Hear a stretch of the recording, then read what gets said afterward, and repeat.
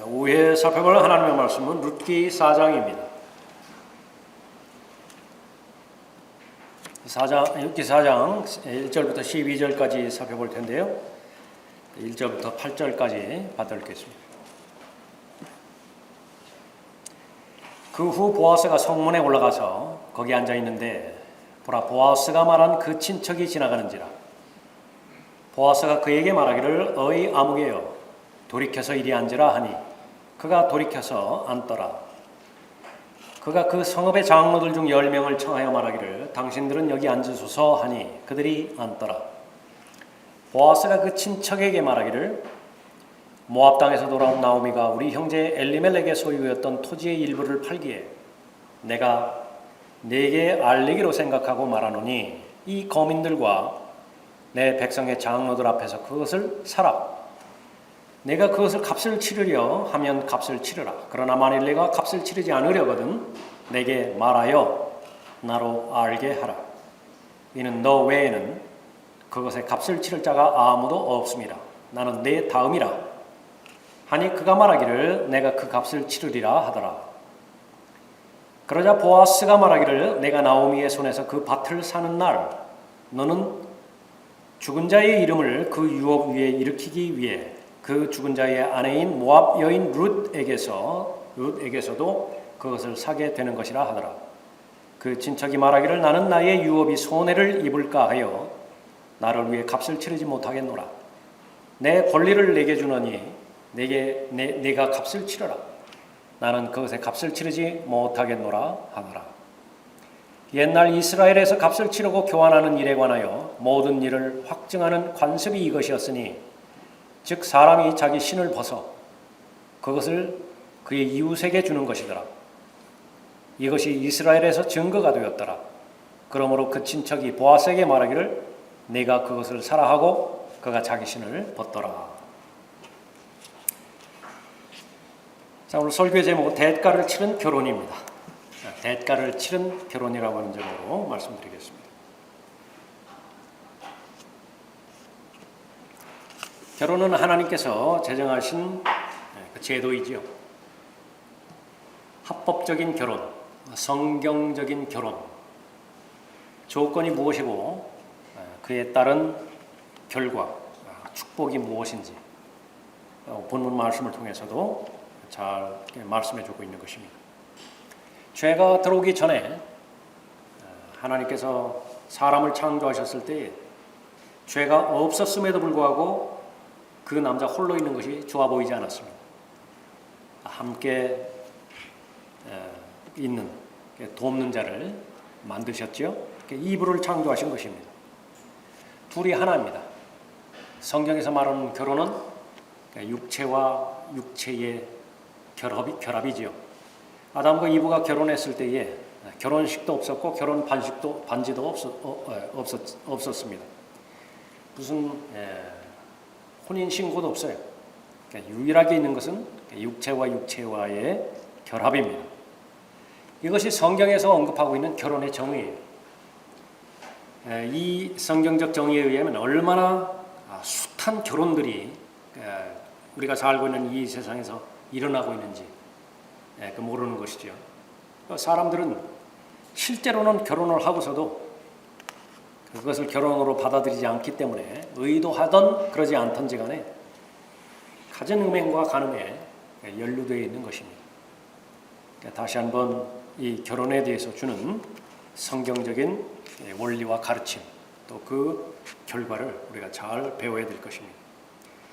세 가지로 살펴볼 텐데 성경적인 결혼, 이 부분은 성경에 따르면 대가가 따라요. 반드시 값을 치러야 되는 것입니다. 계속해서 룻 시대에 바로 재판관 그 시대이죠. 이 부분에 있어서 바로 친척 구속자에 관한 법을 거명하면서 어떻게 그것과 관련돼서 결혼이 병행되는가 그 부분을 잘 살펴보고 있는 것입니다. 결혼과 구속은 아주 밀접한 관계에 있습니다. 우리의 신랑은 바로 예수 그리스도시죠. 예수 그리스도께서는 그리스도인 여러분과 결혼하기 위해서는 먼저 여러분을 구속하셔야 되었던 것입니다. 구속이라고 하는 것은 팔린 것을 다시 되사오는 것을 말하는 것이죠. buy back, 다시 되사오는 것을 말하는 것입니다. 그런데 거기에는 반드시 값이 필요로 해요. 이것을 레위기 25장이나 신명기 25장에서 각 지파에게 할당된 토지가, 부동산이 삶의 형편이 어려운 관계로 인해서 내다 팔 경우에 그것이 다른 지파에 넘겨지지 않기 위해서 이 친척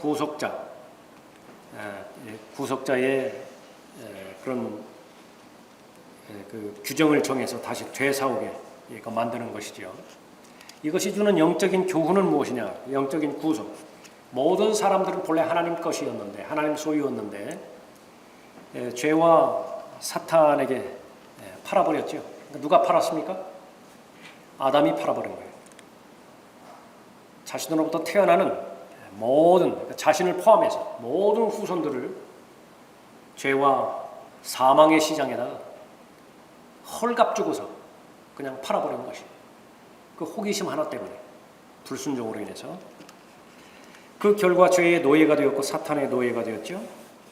문제는 이 종의 신분에서는, 노예의 신분에서는요, 스스로 자신을 구원할 수 있는 능력이 없어요. 스스로 자유롭게 되어질 수 있는 능력이 없는 것입니다. 반드시 외부의 도움이 필요로 해요. 예수 그리스도께서 그 목적으로, 죄인들의 몸값을 치러주실 목적으로, 자기의 생명을 주실 목적으로 이 땅에 오신 것이지요. 그 결과 자유롭게 되었습니다. 그 결과 이제는 또 하나님의 자녀가 되는, 또 하나님의 아들들이 되는 권세를 누리게 되는 것이죠. 먼저 이 결혼이 유지되기 위해서는 대가가 필요해야 되는데, 그 대가를 지불할 수 있는 구속주, 그 자격이 주어집니다.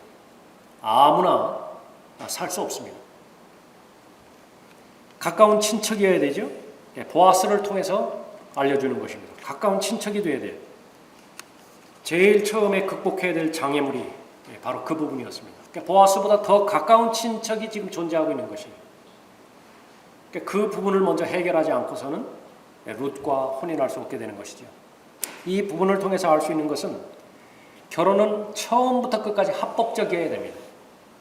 법 안에 머물러 있어야 되고 하나님의 승인 하에 머물러 있어야 돼요. 그래야 마귀가 공격하지 않는 것입니다. 예수 그리스도는 우리와 가까운 친척 관계를 맺어야만 됐죠. 그래서 천사로 오신다고 하면 이 구속은 이루어지지 않습니다. 왜냐하면 우리와 천사는 다르기 때문에 그래요. 반드시 혈과 육을 가지고 오셔야만 되는 것입니다. 자녀들이 피와 살에 참여하는 자인 것 같이 그 역시 같은 모양으로 동일한 것에 참여하신 것은 자신의 죽음을 통하여 죽음의 세력을 가진 자 곧 마귀를 멸망시키시며, 또 죽음을 두려워함으로 평생을 노예로 속박되어 있는 자들, 누구죠? 죄에게 팔린 자들이에요. 노예로 속박되어 있는 자들을 놓아 주시려 함이니라. 그래서 죄의 노예가 되어진 자들의 특징은 무엇이냐면 죽음이 공포스럽다고요. 그 죄 문제를 해결하기 위해서, 죽음의 문제를 해결하기 위해서 예수님께서는 오셨는데, 하나님의 신분으로 오신 것이 아니라, 천사로 오신 것이 아니라 바로 피와 살에 참여하는 자녀들의 친척으로 오신 것입니다. 그래야만 구속주가 될 수 있는 자격이 주어진 것이죠. 그래서 사람의 몸을 입고 이 땅에 오심으로 인해서 우리의 가까운 친척이 되신 것입니다. 자격이 있어야 되는데 친척이어야 할 뿐만 아니라 그 구속의 값을 지불할 능력이 있어야 돼요. 룻과 나오미는 너무 가난했죠. 그래서 그 자신들을 구속할 능력이 없었던 것입니다. 보아스는 구속하는 데 필요한 모든 자원을 다 가지고 있습니다. 보아스, 예표하는 우리의 보아스인 예수 그리스도, 죄 문제를 해결하는 데 있어서 구원하는 문제에 있어서 그 값은 충분히 지불할 수 있는 능력이 있는 것입니다. 예수 그리스도는 가장 부유하신 분이에요. 예수 그리스도보다 더 부유한 존재는 없습니다. 그러나 예수 그리스도는 가장 가난하게 되셨어요. 가장 부유하신 분이 가난하게 되신 목적이 있다. 그 가난함과 그 부유함을 바꿔주시는 것입니다.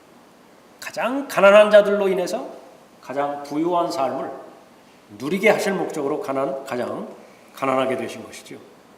그러니까 예수 그리스도는 그러한 능력이 있는 것입니다. 예수 그리스도의 보혈, 하나님의 피인데 피값이에요. 피값. 도대체 얼마를 치르면 그 피값을 대신할 수 있는 것인가? 그것은 무한한 가치를 매길 수 없는 그런 값이죠. 세상에 있는 모든 것들을 다 합해도 한 사람의 혼의 가치와 비교하지 못한다고 하나님께서 말씀하셨습니다.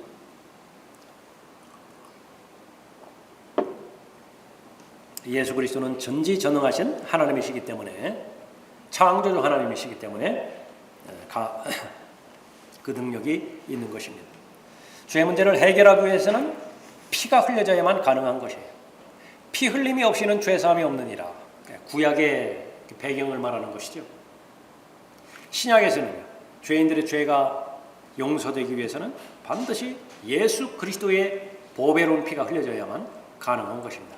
예수 그리스도 외에 그것을 가능하게 하는 사람은 아무도 없는 것입니다.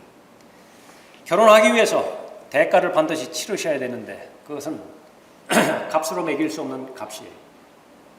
가장 고가의 값을 치르신 것이죠. 또 그런 능력이 있을 뿐만 아니라 기꺼이 구속하려고 해야 돼요.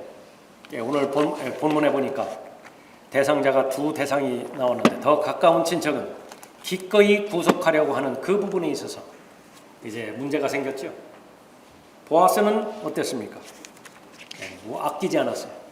재산이라든지 어떤 지불해야 되는 대가를 아까워하지 않았던 것입니다. 그 가까운 친척은 돈은 있었지만은 구속할 의향이 없었던 것이에요. 그러면 구속의 방법은 무엇인가? 그래서 본문 말씀해 봤더니 이게 성문이 나오죠. 이게 공식적인 법정입니다. 신명기 16장 18절에서 주 너의 하나님께서 내게 주시는 네 모든 성문들에서 재판관들과 관원들을 네 지파들에 두루 둘 것이요 그들은 공정한 판단으로 백성을 재판할 것이니라 그랬습니다. 가정에 어떤 일들이 일어났다. 특히 자녀들과 관련된 어떤 일들이 일어났다. 그러면 이제 성문으로 가는 것입니다. 법정이 열리는 것이 거기서 재판관들이 판단을 하는 것인데 신명기 25장에 보았더니 바로 룻의 배경처럼 이렇게 구속과 관련된 부분에도 역시 마찬가지로 성문에서 법정이 열리고 재판관들의 판단이 이제 등장하는 것을 볼 수 있습니다. 6절에 다시 보면 그 친척이 말하기를 나는 나의 유업이 손해를 입을까 하여 나를 위해 값을 치르지 못하겠노라. 내 권리를 내게 주노니 보아스에게 주노니 내가 값을 치르라. 나는 그것에 값을 치르지 못하겠노라.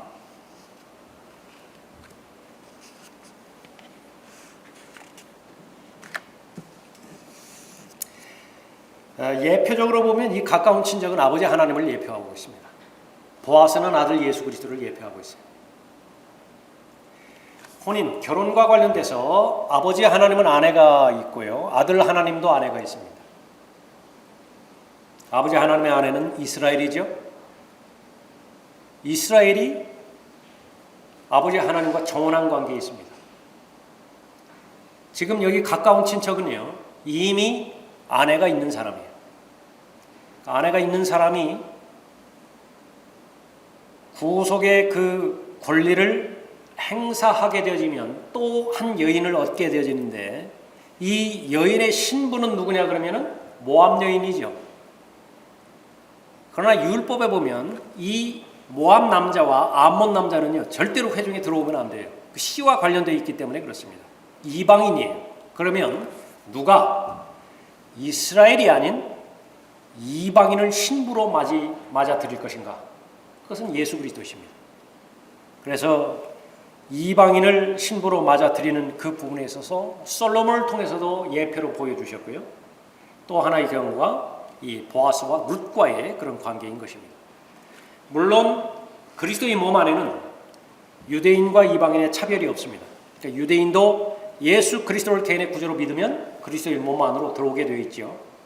그러나 비중으로 봤을 때 거의 대부분의 사람이 그리스도의 몸을 이루는 거의 대부분의 구성은 이방인들이에요. 그래서 그 부분을 우리가 아는 것입니다. 지금 이 상태에서 보아스는요, 혼인하지 않은 남자예요. 그래서 그 룻을 아내로 맞이할 수가 있는 것입니다.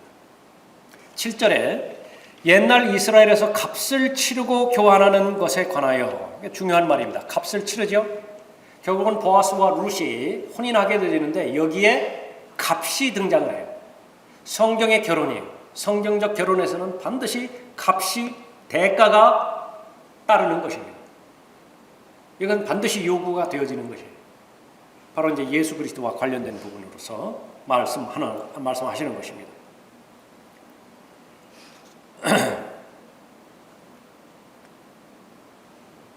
모든 일을 확증하는 관습이 이것이었으니 즉 사람이 자기 신을 벗어 그것을 자기 이웃에게 주는 것이더라. 이것이 이스라엘에서 증거가 되었더라.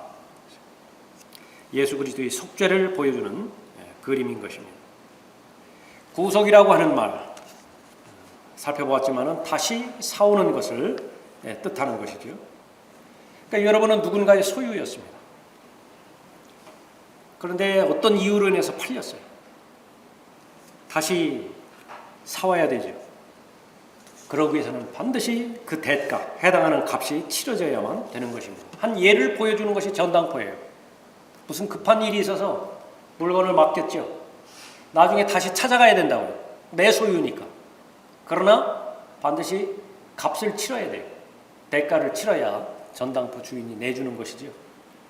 아무리 내 소유라고 주장해 보아야 헛일입니다. 우리가 구원받기 전에 우리는 죄 가운데 팔렸어요. 죄의 삭은 사망입니다. 죽음이에요. 그래서 그 상태에 방치된 상태에서는 본래 날 때부터 하나님의 진노 아래 있습니다. 하나님과 원수 관계에 있는 것이에요. 그래서 오전에도 살펴봤지만 하나님과 화해하라고 촉구하고 권면하고 있죠. 전제 조건은 무엇이에요? 화해는 다 이루어졌습니다. 다 이루어졌다고. 아버지와 아들 사이가 그 혈연 관계는 부자관인데요. 원수도 그런 원수가 없어요. 아들이 이른 나이에 집을 나가버렸어요. 어머니는, 그 아내는 얼마나 답답했겠습니까? 어머니가 큰 병에 걸렸어요. 임종 직전에. 아들에게 알려야 되죠. 아들이 왔습니다. 돌아가고 싶지 않은 집이지만은 어머니 생각해서 돌아간 거예요. 어머니의 마지막 의식이라고요. 한쪽에서는 남편의 손을 가져다가 자기 가슴 위에 놓고 한쪽에서는 아들의 손을 가져다가 자기 가슴 위에 포개 놓습니다. 유언이에요. 마지막 소원이에요. 화해하라는 것입니다. 그 똑같은 심정이 바로 하나님의 심정인 것입니다. 그러니까 예수 그리스도는 하나님이시면서 동시에 사람이시죠. 그러니까 유일하게 가능하다고요. 그러니까 화해하실 수 있는 여건을 마련해 주신 분이 바로 그 부분이죠. 그럼 이미 화해 관계에 있는 사람은 그 일을 하라는 것입니다. 그러니까 그 말을 전해주면 돼요. 하나님과 화해하라. 하나님과 화해하라. 이미 하나님께서는 다 용서해 주셨어요. 다 마련해 놓으셨어요. 받아들일 준비가, 만번의 준비가 다 되어 있는 것입니다. 그냥 쳐다보기만 하면 살아요. 그냥 빛으로 걸어 나오기만 하면 구원받는 것이지요. 구원받는 쪽에서는 아무런 값을 요구받지 않지만은요, 그것을 이미 마련해 주신 입장에서는 자신이 죽어야만 됐죠. 하나님이 죽어야만 됐어요. 예수 그리스도의 보혈이 흘려진 것입니다. 그래서 예수님께서 십자가에서 죽으셨을 때에 예수님은 여러분을 대신해서, 여러분을 위해서 예수 그리스도의 보혈로 내가 마땅히 치러야 되는 대가, 삭시죠. 죄의 삭, 그것을 지불하신 것입니다. 그 값은 하나님의 거룩함을 만족할 수 있는 값이어야 돼요. 하나님의 공의, 그 하나님의 거룩함의 공의를 만족시킬 수 있는 값이어야 되는데 유일한 값이에요. 피값이죠. 이미 다 치러진 것입니다. 그래서 고린도전서 6장 20절에서는 너희는 값을 치르고 산 것이니 그렇게 말씀하고 있습니다. 이게 정체성입니다. 신분이. 나는 누구인가 그렇게 볼 때에 고린도전서 6장의 관점에서 본다면 하나님께서 선언하신 그 선언이 참된 진리입니다. 값을 치르고 산 거예요. 그것이 바로 여러분 자신입니다. 단순히 신부 지참금이 아니에요. 그 값은 노예를 사오기 위해서 치른 값입니다. 예수 그리스도는 주인이 되었어요. 그 전에는 죄의 종이었다가 이제는 예수 그리스도의 종이 된 것이죠. 팔렸다고 선언이 되었고 가장 높은 가격을 부른 입찰자에게 넘겨졌어요. 최종적인 결제자는 예수 그리스도이십니다. 아무도 그 값을 부르지 않았다고. 예수 그리스도만 그 값을 부르신 것입니다. 안 넘겨줄 수가 없어요. 그 높은 가격에. 그것이 바로 그리스도인입니다. 거래는 끝났죠.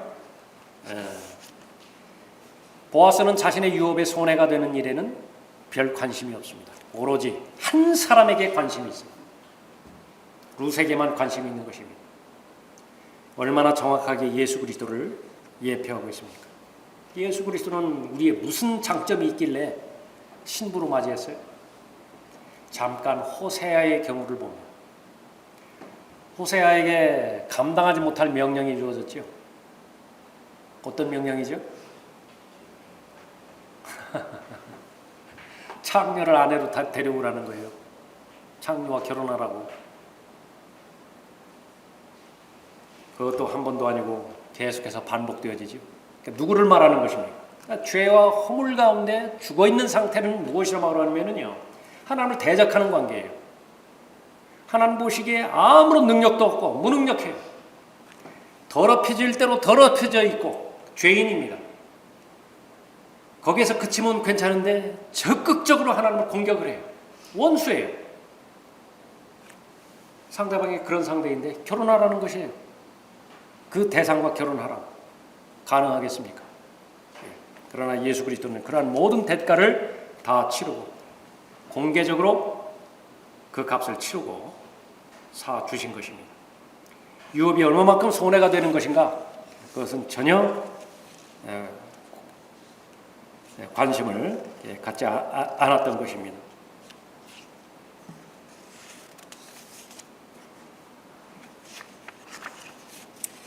결혼, 성경적인 결혼에 대가가 따르죠. 두 번째로 성경적인 결혼에는 사명이 따릅니다.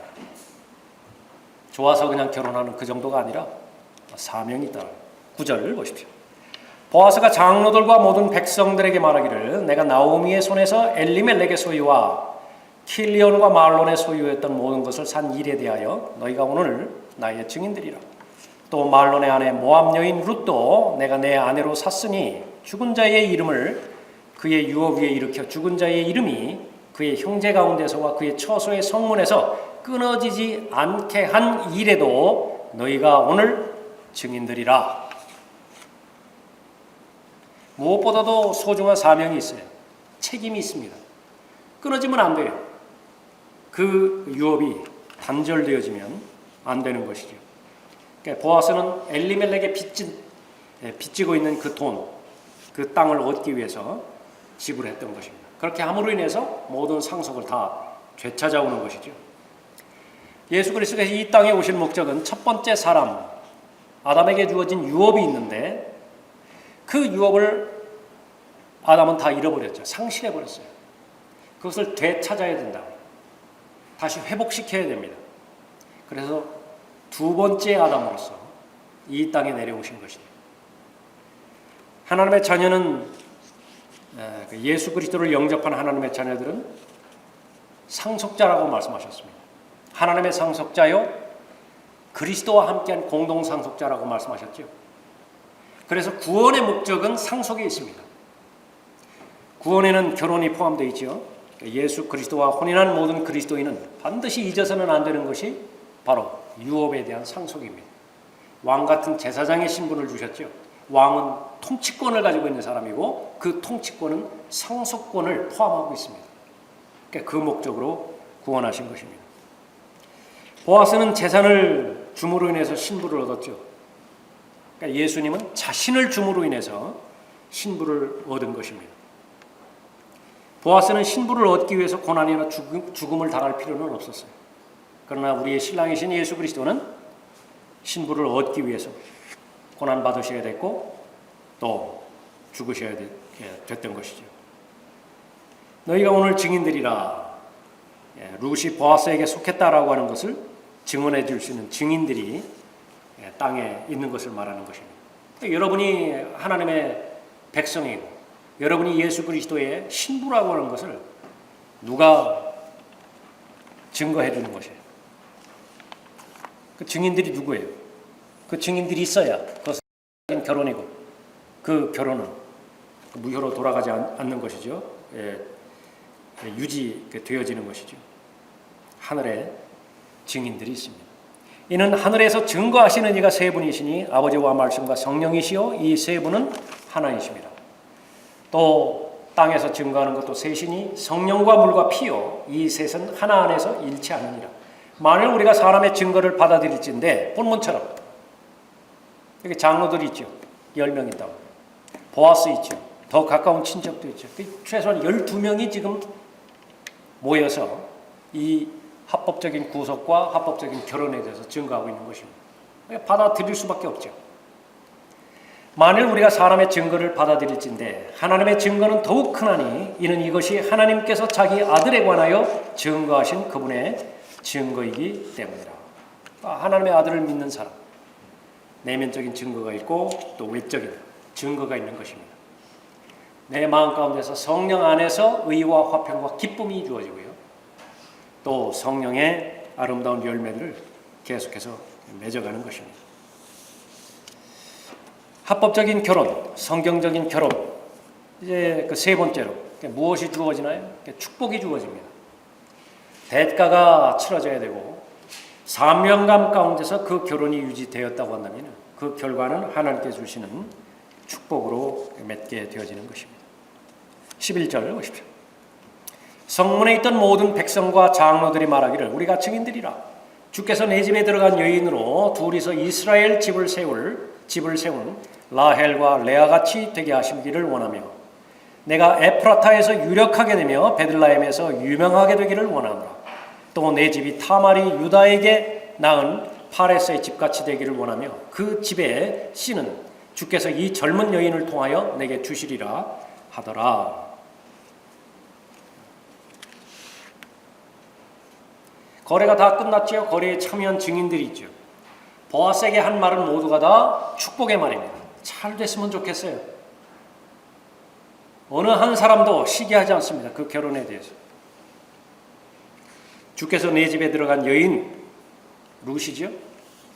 여인으로 둘이서 이스라엘 집을 세운 라헬과 레아같이 되게 하시며 라헬과 레아는 야곱의 두 아내였죠. 야곱은 이스라엘인입니다. 그러나 라헬과 레아는 이방인이에요. 시리아인들이었죠. 립가도 역시 마찬가지로 시리아인이었던 것처럼 사람들이 룻이 자녀를 많이 갖게 될 것을 위해서 기도했습니다. 이스라엘에게 있어서 자녀를 갖는 것은 축복의 상징이기 때문에 그렇습니다. 레아와 라헬 8명의 아들을 낳았어요. 룻은 레아와 라헬처럼 되었습니다. 복을 받은 것입니다. 하나님께서 이스라엘의 왕으로 세우신 다윗 왕의 증조모가 되었어요. 이처럼 큰 영광이 어디 있겠습니까? 에프라타에서 유력하게 되며 에프라타는 그리 큰 지역은 아니에요.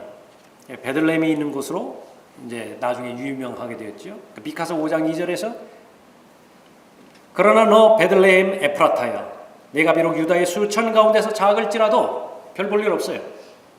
그러나 그곳에 누가 있느냐가 결정하는 것이죠. 이스라엘을 통치할 자가 너로부터 내게로 나오리라. 그의 나오심은 예로부터요 영원부터였느니라. 이 부분이, 이 말씀이 실현된 것이 바로 누가복음 2장 10절 이후에서 그대로 실현이 됩니다. 예수 그리스도께서 출생하심으로 인해서 베들레헴에서 유명하게 되기를 원하노라. 베들레헴은 다윗의 성이 되었던 것입니다. 하나하나 문자적으로 그대로 다 성취되고 이루어졌어요. 구원받은 하나님의 자녀로서 그리스도인은 값을 치르고 산 바 되었고, 그 사준 대상은 바로 고대 유다 지파의 유대인으로 베들레헴에서 태어나신 바로 예수 그리스도이십니다. 12절에 또 내 집이 타말이 유다에게 낳은 파레스의 집같이 되기를 원하며 그 집의 씨는 주께서 이 젊은 여인을 통하여 내게 주시리라 하더라. 타말 역시 또 다른 이방인 여인이죠.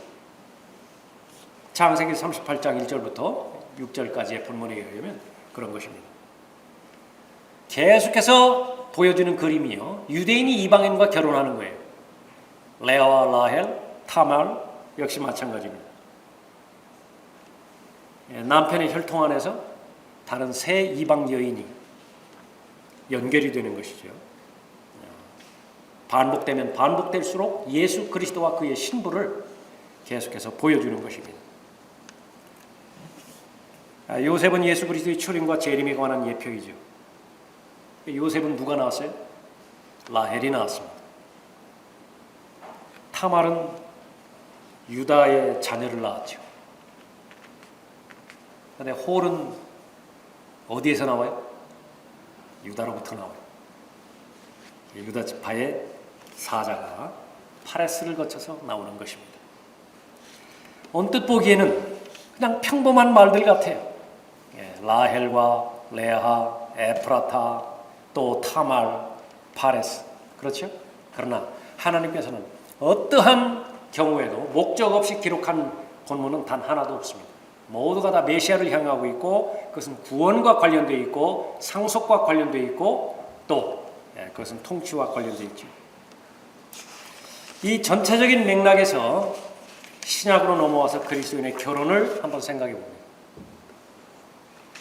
구원받은 하나님의 자녀가 이제 하나님의 맡겨주신 사역을 잘 감당하고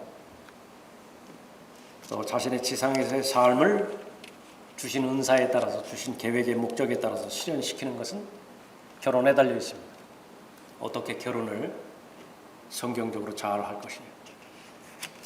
제일 전제 조건은 이제 하나님 보시기에 잠을 깨우실 나이가 돼야 돼요. 아담을 재우셨죠? 재우셨습니까? 아담은 자면 돼요. 그냥 깊이 잡니다. 언젠가는 아담을 깨우신다고요. 그때까지 계속해서 준비가 잘 되는 것입니다. 은혜 안에서, 진리 안에서, 영 안에서 마음껏 누리고 마음껏 즐기고 마음껏 운동하고 연습하고 훈련하고 연단되어져요. 하나님께서 주시는 은사가 있죠. 하나님께서 주시는 은사를 계속해서 부지런히 개발하고 그에 따른 아름다운 결실의 열매를 맺는 것입니다. 잘 준비하는 것이에요. 다른 모든 부분에 대해서 준비 없는 그런 과정들이 어디 있어요? 상급학교 진학하기 위해서 얼마나 부지런히 준비하고 연습하고 있습니까? 원하는 직장 얻기 위해서, 원하는 일의 전문가가 되기 위해서 얼마나 많이 투자를 해요. 그러니까 여러분들을 그 모든 부분들을 뛰어넘어야 되는 것이 결혼입니다. 결혼은 인격과 인격의 결합이죠. 거기에 희생이, 아무런 희생이 따르지 않았다. 자기 훈련이라든지 자기 부인이라든지 그 성숙하는 데 있어서 투자를 하지 않았어요. 그러면 그만큼 열악한 상황 가운데서 합법적인 결혼에 문제가 있을 것이며, 또 하나님께서 인정하시고 보호하는 그 결혼에 문제가 있을 것이에요. 제일 먼저 살펴봐야 될 것은 예수 그리스도를 바라보는 것입니다. 우리의 신랑이기 때문에 그래요. 예수 그리스도를 본받는 사람이 그리스도인이죠. 결혼하기 전까지는 나를 위해서 살아왔어요. 내 중심으로 살아왔습니다. 결혼한다라고 하는 것은요, 이제부터는 다른 사람을 위해서 살겠다라고 결심하는 것입니다. 배우자를 위해서 살겠다. 그래서 결혼에 임하는 사람은 하나님께 헌신되어진 사람이면서 동시에 상대방에게 헌신되어 있는 사람이에요. 서로가 보완하는 것입니다. 그러나 세상의 기준은 무엇입니까? 내가 목적한 바를 이루는 데 있어서 상대방이 나의 부족한 부분을 메워 주었으면 좋겠다. 또 그런 사람을 찾죠. 비극의 출발입니다. 그런 사람은 없어. 그렇게 원해지는 결혼은 없다. 상대방에게 헌신이 되어지는 것입니다. 대가예요. 그 대가 중에서도 철저하게 예수 그리스도께서 나를 위해서 희생하셨다고 한다면 나에 대해서는 어떠한 결혼을 하기를 원하시는 것인가? 그것은 하나님의 말씀 안에서 찾아야 돼요. 하나님의 법 안에서 찾아야 되는 것입니다. 본문처럼 레위기 25장의 근거에서, 신명기 25장의 근거에서 룻도 하나님의 말씀 안에서 접근을 했고 보아스도 하나님의 말씀 안에서 접근을 했죠. 결과를 우리가 본다고. 그 과정 가운데서는 어려움이 있습니다. 더 가까운 친척이 등장하기도 하죠. 잠시 유보되는 것 같기도 하다. 그 더 가까운 친척이 내가 사겠습니다. 그랬다고 한다면 보아스 마음이 어땠겠어요? 그러나 하나님께서 인도하시고 또 하나님께서 주관하시는 그 부분이라고 한다면 마음 탁 놓아도 돼요. 하나님께서는 베스트로만 인도하시죠. 결혼의 영역에 있어서도 믿을 수 있어야만 되는 것입니다. 그리스도인의 결혼에는 사명이 따라요. 사명이 따른다고요. 내가 좋아하는 사람, 또 내가 원하는 사람, 그 사람과 결혼하는 거, 좋은 결혼이죠. 그것만으로는 아쉽다고요. 두 사람 다 그리스도인으로서 결혼에 임할 때요, 자신에게 주어진 직무가 있어요. 오전에 살펴본 그런 말대로 하면 직분이 있다고요. 그 하나님께서 맡겨주신 직분을 감당하기 위해서는요, 두 사람이 모시고 있는 주님이 똑같아요. 믿음의 창시자요 완성자이신 예수 그리스도를 바라보는 동일한 관점에 서 있어야만 되는 것이죠. 그것이 바로 조화입니다. 그 사명감 가운데서 하나님께서 허락하시는 결혼 안에 범죄에 들어갔을 때에 하나님께서는 그 이후의 모든 삶을 책임져 주시는 것입니다. 어려운 부분이 없다, 이 말이 결코 아니에요. 합법적인 결혼, 하나님께서 승인하신 결혼에는 어려움이 없다, 그 말이 결코 아니에요. 그거는 보편적인 현상이라고요. 결혼에는 반드시 어려움이 따라오게 돼 있어요. 다만 무엇입니까? 극복되지 못할 어려움이 없을 뿐이에요. 해결되지 못할 어려움이 없을 뿐인 것입니다. 왜? 시작을 하나님께서 하셨잖아요. 두 사람 다 시인한 거예요. 왜 시작을 하나님께서 해주시고 어려움에 봉착했을 때 왜 극복하는 데 있어서는 두 손 놓으시겠어요? 그 믿음이 있다고요. 극복했죠. 극복했더니 바로 예수 그리스도를 신뢰했더니 두 사람이 조금 더 가까워진 거예요. 거리상. 또 어려움이 있죠. 극복했죠. 그러니까 예수 그리스도를 향해서 또 점점 다가갔더니 더 거리가 좁혀졌죠. 나중에 삼겹줄이라고요. 그보다 더 강한 관계가 없다고. 하나님 앞에 다 헌신되어 있는 남자와 여자이고요. 서로에게 헌신되어 있다고. 남편은 아내에게, 아내는 남편에게 헌신되어 있죠. 그것이 성경에서 말하는 사명입니다. 그리스도는 사명을 가지고 결혼하는 사람. 그 뒤에는 무엇입니까? 나머지 하나는 이제 하나님의 복을 받는 것입니다. 하나님께서 축복이 되고 그 결혼은 귀한 본이 될 것이라. 사도 바울이 그리스도인이 따르는 귀한 본이 되었듯이 성경에 아름다운 그런 가정들이 나오죠. 본이 되어지는 가정들이 나옵니다. 프리스킬라와 아킬라 같은 가정이 있죠. 그러니까 그 가정처럼 되었으면 좋겠다라고 하는 좋은 영향력을 주변에 잘 끼치게 되어지는 것이죠. 그 모든 부분들이 이미 값을 치르신 예수 그리스도로부터 시작이 되었어요. 그 부분을 연습하고 실행하는 것이 바로 요한계시록 19장에서 이제 장차 펼쳐질 어린 양의 혼인식에 들어가기 전까지의 그런 그림들일 것이에요. 그 부분을 통해서 하나님께서는 모든 그리스도인을 아주 강력하게 연단시키기를 원하신 거예요. 그래서 그리스도인을 연단시키는 좋은 장이 두 개가 있다고. 가정과 하나는 또 하나님의 피로 사신 그 지역 교회인 것이죠. 자, 지금의 여러분의 상태를 한번 보세요. 여러분의 상태는 하나님께서 보시기에 여러분을 최선으로 인도해 주는 상태. 뒤돌아볼 것 없어요. 과거에 대해서 또 상심을 가질 필요도 없어요. 지금의 상태에서 하나님께 주신 말씀의 원리 가운데서요, 여러분 자신에게 적용해서 간구해야 될 그런 기도를 여러분들은 하셔야 되고요. 또 여러분의 믿음은 이제 믿음의 영역이 점점 더 늘어나면서 주변의 지체들 위해서 중보기도 할 수 있죠. 성령 하나님께서 인도하시는 대로 그렇게 도움을 줄 수 있습니다. 그런 가정들이 많이 늘어나게 해주십시오. 지금 어려움 겪고 있는 가정이 있는데 잘 극복하게 인도해 주십시오. 얼마 남지 않았습니다.